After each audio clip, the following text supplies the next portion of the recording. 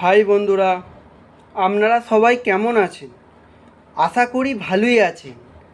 আজ আবার একটি নতুন ভিডিও নিয়ে চলে এসেছি।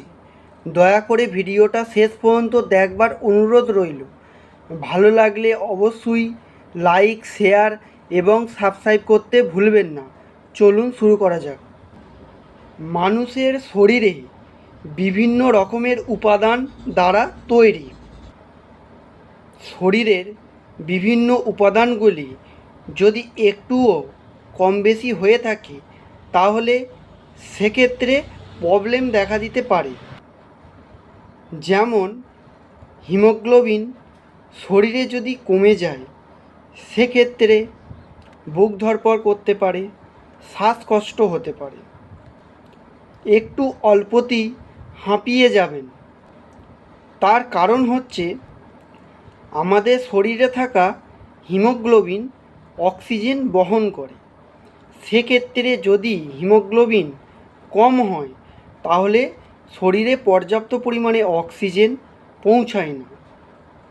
এই অক্সিজেন সবথেকে বেশি মস্তিষ্কে, হৃদযন্ত্র বা হার্ট, ফুসফুস, তারপর হচ্ছে লাংস, বিভিন্ন আনুষঙ্গিক শরীরের অংশে কাজে লাগে।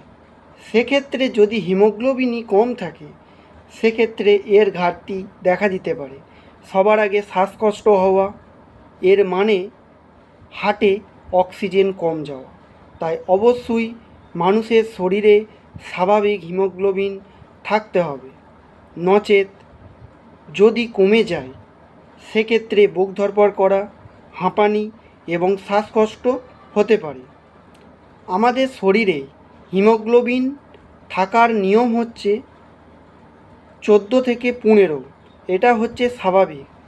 সেক্ষেত্রে 12, 13, 11 মোটামুটি আমরা ঠিকঠাক বলতে পারি, কিন্তু 10-এর যদি কম হয়, 9, 8, সেক্ষেত্রে কষ্ট হতে পারে বা সিমটমগুলো আপনারা বুঝতে পারবেন। এদিক থেকে আপনাকে সতর্ক থাকতে হবে। আর জেনে নেওয়া যাক, যদি হিমোগ্লোবিন কম থাকে সেক্ষেত্রে হিমোগ্লোবিন বাড়ানোর জন্য ভালো মন্দ খেতে পারেন। রক্ত আমাদের শরীরে বাড়ে হচ্ছে আয়রন জাতীয় খাবার, যেরকম কাঁচকলা, থোড়, মোচা, কচি চারাপোনা মাছ, বিভিন্ন রকম ইত্যাদি উপাদান।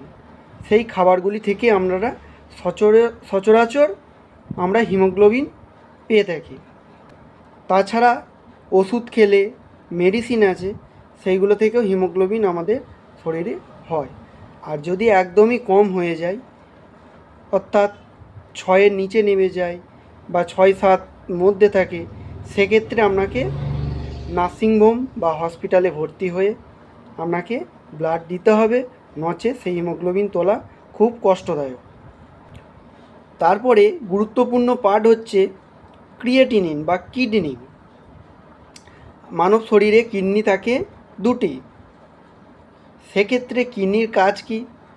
কিডনির কাজ হচ্ছে আমরা সারাদিনে যে খাবার খাই সেই খাবারগুলিকে ছাঁকার কাজ করে। আমরা সারাদিনে খাবার খাচ্ছি, জল খাচ্ছি, সেক্ষেত্রে কিডনি ছেঁকে ইউরিন বা পেচ্ছাপ সেটাকে আলাদা করে দিচ্ছে। শরীরের যে পুষ্টিগুণ যেগুলো আমাদের শরীরে বিশেষ করে কাজে লাগে সেইগুলো সেলে পাঠিয়ে দিচ্ছে,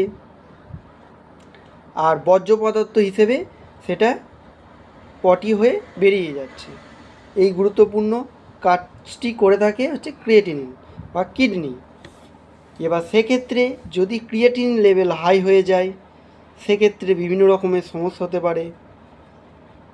শ্বাসকষ্ট হতে পারে, তলপেটে ব্যথা হতে পারে, ইউরিনেশন ঠিকঠাক না হতে পারে, পেটে যন্ত্রণা হতে পারে, আরও আনুষঙ্গিক প্রবলেম হতে পারে। তাই ক্রিয়েটিনিন নর্মাল রেঞ্জ হচ্ছে 1.1। এর যদি বেশি হয় সেক্ষেত্রে আপনাকে বাড়া বলে ধরা হয়, এটা মাথায় রাখবেন। 1-এর নিচে হলে খুবই ভালো। আরেকটি গুরুত্বপূর্ণ বিষয়, ক্রিয়েটিনিন। শুনি যে ক্রিয়েটিনিন বেড়েছে। ক্রিয়েটিনিন কীভাবে হয় জানেন? আমরা যে প্রোটিন খাবার গ্রহণ করি সেই প্রোটিন ভেঙে অ্যামাইনো অ্যাসিড এবং ইউরিক অ্যাসিড, এই দুটি অ্যাসিড সৃষ্টি হয়। সেই ইউরিক অ্যাসিড কিডনির ছাঁকুনিতে সেগুলো আটকে থাকে। এক্ষেত্রে ক্রিয়েটিনিন বাড়তে পারে। আজ এই পর্যন্তই। অবশ্যই সাবস্ক্রাইব করতে ভুলবেন না। অবশ্যই আপনার গুরুত্বপূর্ণ মতামত কমেন্ট করে জানাবেন। ধন্যবাদ।